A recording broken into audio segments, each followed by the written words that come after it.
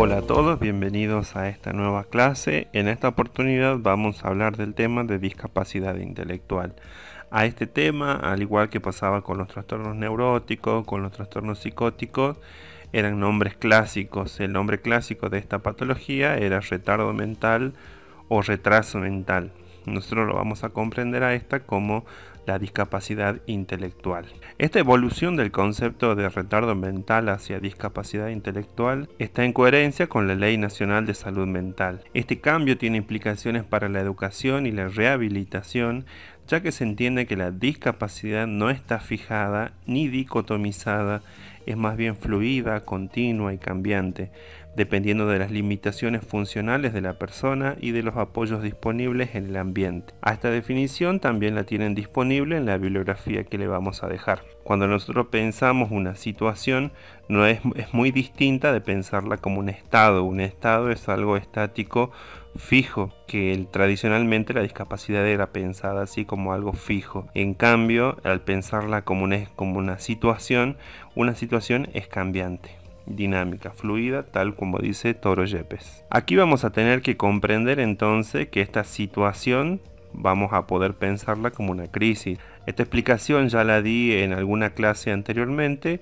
pero vale la pena repasarla, ¿sí? Dentro de las crisis teníamos crisis que son evolutivas, propias del desarrollo, ¿sí? Que ustedes ya la saben. Ahí recuérdense analizar el texto de Arminder Verasturi de Psicología Evolutiva, entre otros. Y además a estas las que nos vayan a llamar a nosotros la atención, que son las crisis accidentales. Estas son repentinas, urgentes, imprevistas, inesperadas, como por ejemplo puede ser un problema económico repentino, por ejemplo que nos despidan del trabajo, a tal vez si no está pensado, puede ser una crisis en nuestra vida. El diagnóstico de una enfermedad también puede ser. La persona en situación de discapacidad, como la que vamos a trabajar ahora, también es una crisis, o la misma muerte también puede ser pensada como una crisis. Pensemos la crisis como un momento, como una oportunidad, como una encrucijada donde podemos decidir. Circunscribiéndonos al tema de la discapacidad intelectual, muchas veces familia va a tener que afrontar estas crisis y va a depender cómo va a encarar esta situación. Y como decía anteriormente, una crisis tiene que ser pensada como una situación de tránsito ante el fenómeno salud, atención, y ahí entra enfermería con el cuidado y la enfermedad. Entonces, según Erickson, vamos a definir una crisis como un momento crucial, un punto crítico en el que el desarrollo debe tomar una u otra dirección. Para Blanca Núñez, en su libro de discapacidad, ella plantea que tal discapacidad es una situación de peligro, de oportunidad y decisión, que puede proporcionar una oportunidad de crecer. Lo importante aquí que es un punto de decisión en el cual el camino que el sujeto tome lo puede conducir hacia la enfermedad y el deterioro, o por el contrario, hacia un cambio positivo para la vida. Obviamente nuestras acciones como enfermeros van a estar dirigidas hacia la segunda. Cuando esta crisis, o en este caso esta discapacidad intelectual tiene una resolución negativa, conduce a perturbaciones en los miembros de la familia como un todo, poniendo a prueba la salud familiar. Aquí es importante pensar que muchas veces nadie espera la discapacidad, sobre todo la discapacidad intelectual, y que en los controles prenatales, en muchos casos hoy a través de los avances de la tecnología, puede determinar por ciertos estudios si algunos chicos ya vienen o no en situación de discapacidad. Entonces tenemos que empezar a trabajar muchas veces desde el control prenatal nosotros, tratando de buscar la aceptación de ese niño, porque siempre cuando hay un embarazo hay una idealización de ese niño, y a veces cuando el niño no viene como estaba idealizado, entonces puede significar una gran crisis para la familia, en algunos casos decidir si el niño nace o no nace. Cuando hablamos de discapacidad intelectual, estamos hablando de una alteración que va a afectar todo lo que tiene que ver con la parte intelectual, o sea, la inteligencia. Entonces acá tenemos que definir qué es la inteligencia. La vamos a comprender nosotros como la capacidad mental general que incluye una serie de operaciones vinculadas a lo cognitivo, como pueden ser el razonar, planear, la resolución de problemas, pensar de manera abstracta, comprender ideas complejas, aprender material nuevo y aprender de la propia experiencia. Se mide, aunque no de manera perfecta, con un índice que es el coeficiente intelectual. ¿Sí? Esta medida también en la actualidad es criticada porque justamente a lo largo de la historia fue sobrevalorada. ¿Por qué? Porque el coeficiente intelectual toma solamente una variable que es la inteligencia, pero está olvidando, por ejemplo, si tomamos la teoría de Garden de las inteligencias múltiples,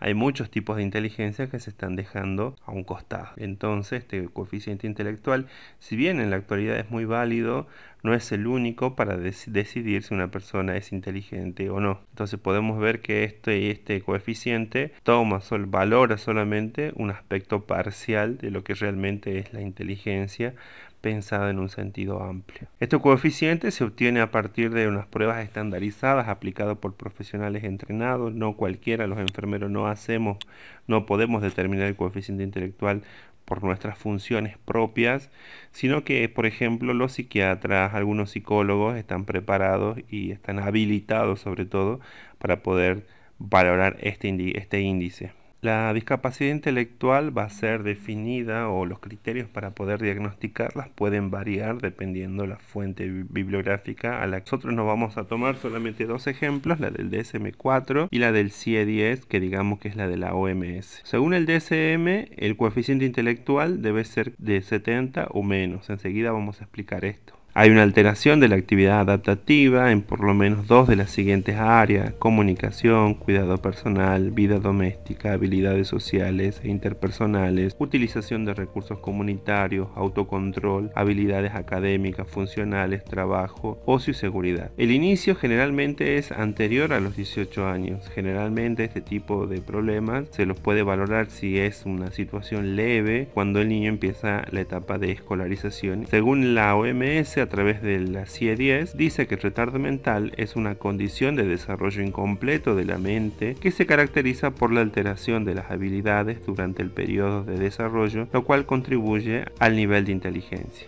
La conducta adaptativa siempre está alterada. La evaluación del nivel intelectual debe basarse en toda la información disponible, incluyendo manifestaciones clínicas, conductas adaptativas y psicomotricidad. Vamos contextualizando el problema de la discapacidad intelectual. En este gráfico pueden ver ustedes una campana de Gauss, una campana normal, de cómo se distribuye en la población en general la inteligencia. Entonces podemos ver estos símbolos, acordémonos de bioestadística. Este símbolo es el desvío estándar y también tenemos el segundo desvío estándar. Por definición, todo lo que está dentro de los dos desvíos estándar es normal. Por ende, podemos ver que dentro del rango de 70 a 130, el sujeto está en el marco de una inteligencia normal. Aquellos que están por arriba de 130 van a ser los llamados superdotados, y los que estén por debajo del 70 de coeficiente intelectual van a ser los que van a tener la discapacidad intelectual que estamos hablando, que estamos trabajando en este momento. La discapacidad intelectual es una demora en el desarrollo mental. El niño aprende o no las cosas más lentamente que otros niños de su edad. Puede tardar en empezar algunas o puede desarrollar más pronto otras habilidades dependiendo de la situación en la que se encuentre. Ahora ya estamos en condiciones de poder ir aproximándonos a un concepto de discapacidad intelectual y podríamos decir que es una demora en el desarrollo mental de un individuo. También refiere al funcionamiento intelectual significativamente por debajo de lo normal, o sea, más o menos 2 desvíos estándar, como vimos en el gráfico anterior. Este deterioro intelectual tiene lugar de forma simultánea con el déficit de la capacidad adaptativa y se manifiesta durante el desarrollo. Como veíamos, generalmente se van a dar cuenta antes de los 18 años. Un concepto clave aquí era que en todos los casos está alterada la capacidad adaptativa. Entonces tenemos que aclarar a qué vamos a llamar capacidad adaptativa. Esta capacidad refiere a cómo afrontan los sujetos efectivamente las exigencias de la vida cotidiana, de acuerdo a su grupo de edad, su origen sociocultural y la ubicación comunitaria en particular donde se encuentra. Estadísticamente, la prevalencia nos indica que el 1% de la población tiene algún tipo de retardo mental o de discapacidad intelectual. Y generalmente se dice que es más frecuente en varones, de 1,5 comparado a 1 con la mujer. ¿Esto qué nos quiere decir? Que de cada 15 varones que tienen discapacidad intelectual hay 10 mujeres que la poseen. Como veíamos según el DSM-4 hace rato, recordemos que el coeficiente intelectual tiene que ser de 70 o menos, que equivalía a 2 desvíos estándar por debajo. Entonces el coeficiente intelectual es un indicador que se va a obtener de un cociente. En la primera parte de la fracción vamos a poner la edad mental sobre la edad cronológica y lo vamos a multiplicar por un factor de ampliación, que en este caso va a ser 100. Esta ecuación nos va a dar un resultado. Este resultado va a ser el coeficiente intelectual. Como yo les decía hace rato, si bien enfermería no va a ser el cálculo del coeficiente intelectual, es importante que sepamos cómo se va a resolver y de dónde se va a obtener, por ejemplo, la edad mental y cómo se formula esta ecuación. Otras características va a depender de la conducta adaptativa, que esto debe estar contextualizada sociohistóricamente, dónde se van a realizar estos tipos de pruebas, y generalmente se va a indicar en edades tempranas de la vida, decíamos antes de los 18 años de edad. Los criterios de clasificación de la discapacidad intelectual van a ser 3. El criterio social, el criterio escolar y el criterio psicométrico. A estos 3 criterios los vamos a tener que vincular, relacionar, y le vamos a pedir que ustedes sean capaces de poder realizar una lectura de este cuadro tanto horizontal como vertical. Vamos a empezar de atrás para adelante para ir comprendiendo. El primer criterio va a ser el criterio psicométrico. Este criterio va a valorar el nivel de retardo mental y lo va a clasificar de 4 maneras: leve, moderado, grave y profundo. Esto de cómo se va a determinar a partir del nivel de coeficiente intelectual que veíamos hace rato. Recordemos que esta población que vamos a trabajar tenía el coeficiente intelectual por debajo de 2 desvíos estándar, o sea 70 para abajo. Según este criterio, aquellas personas que tengan un coeficiente intelectual entre 50 y 70 van a corresponder con una discapacidad intelectual leve. Aquellos que tengan un coeficiente intelectual entre 35 y 49 van a ser categorizados como una discapacidad intelectual moderada. Aquellos que tienen un coeficiente intelectual entre 20 y 34 se van a clasificar como discapacidad intelectual grave, y aquellos que estén por debajo de 20 van a ser categorizados como una discapacidad intelectual profunda. Entonces vamos a relacionar que si según el criterio psicométrico la persona tiene una discapacidad intelectual leve, según el criterio escolar va a decir que es una persona que es educable, y socialmente va a ser una persona que todavía se puede adaptar. Según el criterio psicométrico, si es una persona con discapacidad intelectual moderada, según el criterio escolar va a ser adiestrable, y según el criterio social poco adaptable. Si es una persona con el criterio psicométrico grave, va a ser según el criterio escolar no educable, y si está categorizada según el criterio psicométrico como profundo, según el criterio escolar va a ser totalmente dependiente. Ambas categorías, de grave y profundo, no educable y totalmente dependiente, según el criterio social van a ser inadaptables. Como veíamos en otras patologías, aquí también no es la excepción. Va a haber una categoría de discapacidad intelectual o retardo mental de gravedad no especificada, cuando todavía el equipo de salud tratante no es capaz de categorizarla porque necesita mayores investigaciones sobre el problema. Entonces se utiliza esta categoría de retardo mental o discapacidad intelectual no especificada. Antes que nada debemos saber que la discapacidad intelectual no se cura, pero sí a todo niño con discapacidad intelectual se lo puede ayudar a progresar más rápido. Mientras más pronto se empiece con la estimulación temprana, más capaz llegará a ser del niño respecto a las demandas de la vida diaria, como veíamos en la diapositiva anterior. En este punto es momento que podamos trabajar con las causas frecuentes que pueden dar como consecuencia la discapacidad intelectual.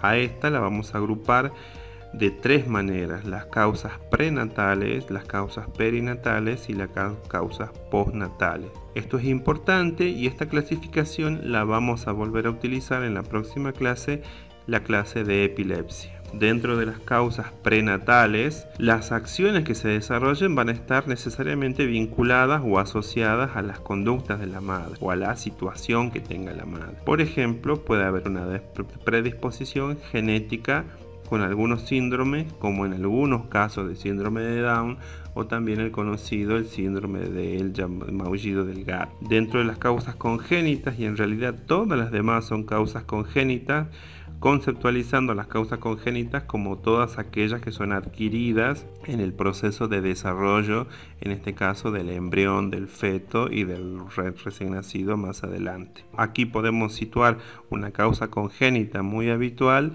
con la alteración del cierre del tubo neural del niño, que se debe, por ejemplo, al déficit del consumo en los primeros trimestres de la madre del ácido fólico. Dentro de las infecciosas podemos hablar de la rubiola, de la toxoplasmosis, por ejemplo. Dentro de las tóxicas podemos hablar de algunas intoxicaciones, como puede ser con alcohol, con tabaco. Dentro de las traumáticas tienen que ver con algún justamente trauma o golpe que tenga la madre, pero acá es muy importante considerar que este trauma o este golpe debe afectar directamente al feto para que sea causa después de la discapacidad intelectual. Algunas causas metabólicas, como puede ser si la madre es diabética, puede alterar el desarrollo de este niño y tal vez como una de las consecuencias puede ser la discapacidad intelectual. Algunas causas nutricionales que tienen que ver sobre todo con el déficit de aporte de nutrientes o de alimento en cantidades suficientes, y en menor proporción el tema del exceso. En este punto ustedes van a encontrar más ejemplos en el material bibliográfico, pero nosotros necesitamos que ustedes puedan desarrollar estas causas a todas, nombrar cuál es la causa y citar ejemplos en todos los casos. Dentro de las causas frecuentes asociadas al momento del parto, por eso son las perinatales, podemos hablar de causas mecánicas, como por ejemplo la circular de cordón, puede haber sufrimiento fetal, tal vez por alguna posición anormal con la que viene el recién nacido, amenaza de parto prematuro, amenaza de ruptura prematura de membrana. Dentro de las causas traumáticas podemos hablar, por ejemplo, si el niño se llega a golpear cuando nace, tal vez por algún descuido del personal que lo manipula. Recordemos que el niño nace con unto sebáceo, entonces lo torna bastante peligroso a estas causas traumáticas. Y dentro de las obstétricas, por ejemplo, si el parto viene complicado y si viene por vía vaginal, por ejemplo, si se complica y se debe aplicar el forceps. El mal uso del forceps puede ser tal vez una causa de discapacidad intelectual también. Dentro de las causas postnatales, cuando el niño ya nació, aquí las causas van a estar vinculadas a lo que le pase al niño. Dentro de esta podemos hablar de las infecciosas, sobre todo como puede ser una meningitis. Dentro de las tóxicas puede ser el ambiente donde él crezca, puede ser asociado a algún consumo también problemático vinculado a la madre. Respirar humo de tabaco o de otras sustancias, también puede ser una causa traumática si el niño se golpea. Algunas causas nutricionales, sobre todo el déficit de nutrientes, o sea, el niño se alimenta mal. Alguna causa metabólica, como puede ser una enfermedad, como puede ser la diabetes, una hipoglucemia. Lamentablemente, solo el 25% de los casos que están diagnosticados se le puede identificar cuál es la causa. Y generalmente cuando se identifica cuál es la causa, esto va a corresponder a un nivel grave o profundo de retardo mental. Bien, ahora, ¿por qué creen que estudiamos este tema en la asignatura de Enfermería Psiquiátrica y Salud Mental? Principalmente lo vamos a estudiar por aquellas situaciones que van a ser bastante estresantes, que van a tener estas personas y como consecuencia van a dar una alteración en el comportamiento. Acá les propongo algunos ejemplos que van a ser situaciones estresantes para esta persona. Esto nos puede ayudar a mirar con empatía lo que le está pasando a esta persona. Por ejemplo, situaciones de transición como puede ser un cambio de domicilio, cambio en la escuela o alguna situación laboral, que cambio en el mismo trabajo del lugar de trabajo. Las diferentes etapas del desarrollo le van a generar también ansiedad a esta persona, ya que no lo van a transitar de la misma manera como lo haría, digamos, una persona sin discapacidad intelectual. Pueden haber pérdidas interpersonales o de rechazo, como puede ser el fallecimiento de un padre, de algún cuidador, algún amigo. Pueden sufrir mucho con las relaciones afectivas. Por ejemplo, una característica distintiva de los chicos con síndrome de Down es que, por ejemplo, son muy afectivos, y eso a veces le puede ser una situación de peligro en algunos contextos. Puede haber suspensión o expulsión escolar o laboral. Algunas causas ambientales, como puede ser el de estar en espacios con gran cantidad de gente, sobrecarga de ruido, de movimiento, pérdida de estímulos placenteros, el hacinamiento, el aumento de las exigencias escolares o laborales, no lo van a poder afrontar de una manera adaptativa. Los cambios en el apoyo parental o social, por ejemplo, la carencia del apoyo familiar, de amigos o de compañeros, las noticias, la llamada telefónica o noticias que lo puedan desestabilizar, pueden generar también tanto la hostilidad como la negligencia o el abuso sexual o físico. Pueden ser eventos muy estresantes, sobredimensionados en estas personas, que debemos comprender que va a ser una forma desadaptativa que ellos tienen de afrontar las situaciones. A estas causas también podemos agregar otras, como las enfermedades que pueden ser discapacitantes, ya sean médicas o agudas, algunas alteraciones. Muchas veces está asociado esta discapacidad intelectual a epilepsias, la estigmatización por tener la discapacidad, sobre todo peor si hay algún tipo de anormalidad, hay algún problema físico, intelectual o emocional. Estas personas son generalmente víctimas de hostigamiento, exclusión social, explotación laboral. También puede tener gran cantidad de frustraciones, ya que no puede comunicar los deseos y las necesidades, y generalmente tiene poco margen para poder elegir qué es lo que le gustaría hacer. Y además, cuando el sujeto se da cuenta de las deficiencias que tiene comparado con el resto de las personas, puede ser también muy frustrante para la persona. En pocas palabras, ellos no viven las situaciones estresantes como nosotros, las personas sin discapacidad, sino que tienen una tendencia a magnificar el problema. Solamente un ejemplo, a modo de poder ponerlos en situación a ustedes, vamos a hablar brevemente del síndrome de Down. Este síndrome antes era llamado mongolismo. Incluso ustedes recuerdan o le preguntan a sus padres qué es un mongólico, seguramente lo van a tomar como un insulto, cuando en realidad hacía referencia a otra característica. Este síndrome es una malformación genética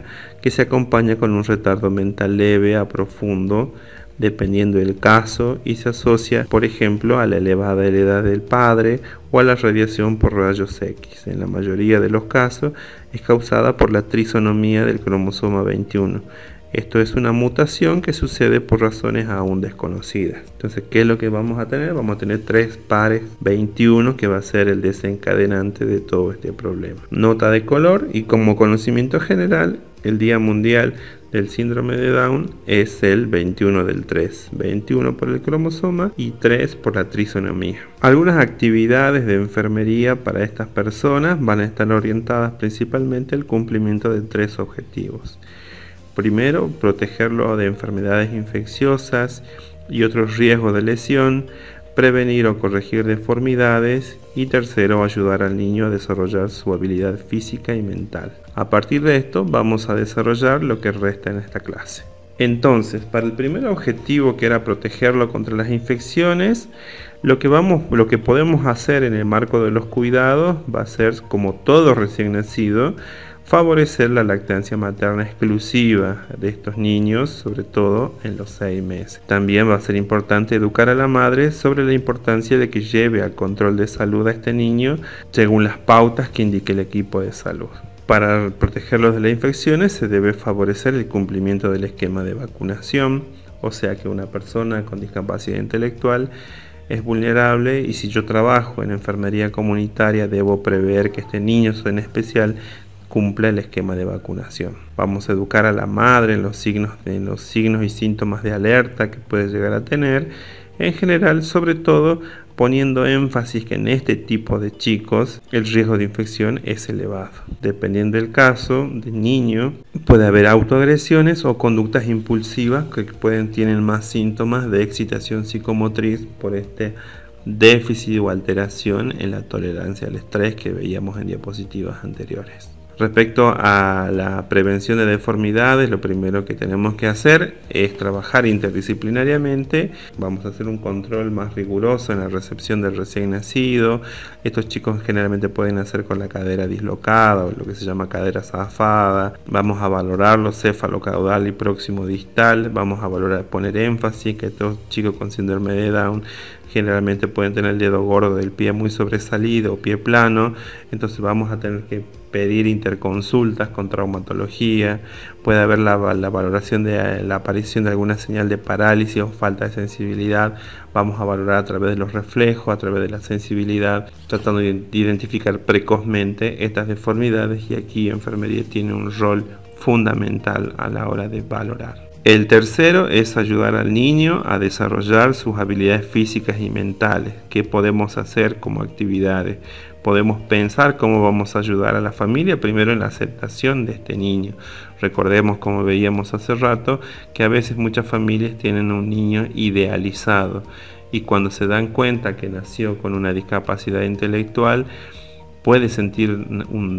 necesita en algunos casos avanzar con el proceso del duelo para poder aceptar este niño que vino con esta discapacidad y dejar a un lado ese niño idealizado que se tenía, que a veces hay que sufrirlo y hay que hacer todo un proceso de duelo para esta nueva aceptación. Entonces vamos a ayudar a desarrollar en ellos las habilidades necesarias para cubrir todas las necesidades que tenga el niño. Vamos a promover el juego y la comunicación y la socialización con este chico. El niño necesita afiliación, necesita que lo feliciten por las pequeñas cosas que va a realizar, que lo animen, que continúen avanzando, y todo esto lo vamos a hacer obviamente interdisciplinariamente a través de la estimulación temprana. Además, debemos favorecer la eliminación tanto intestinal como vesical, ya que, como vimos en diapositivas anteriores, es muy frecuente que tengan asociado estas alteraciones. Puede haber también alteración en el patrón del reposo y del sueño, ya que se puede alterar ya sea por insomnio, llanto, despertar precoz. Respecto a la comunicación, esta comunicación puede estar alterada y variar desde un déficit absoluto hasta poder comunicarse con los demás de acuerdo a los diferentes criterios que hemos planteado anteriormente. Es por ello que también vamos a tener que trabajar la comunicación y en algunos casos establecer formas de comunicación, ya que este niño en algunos casos no pueden hacerlo. Bueno, espero que les haya gustado esta clase y nos vemos en la próxima. Hasta luego.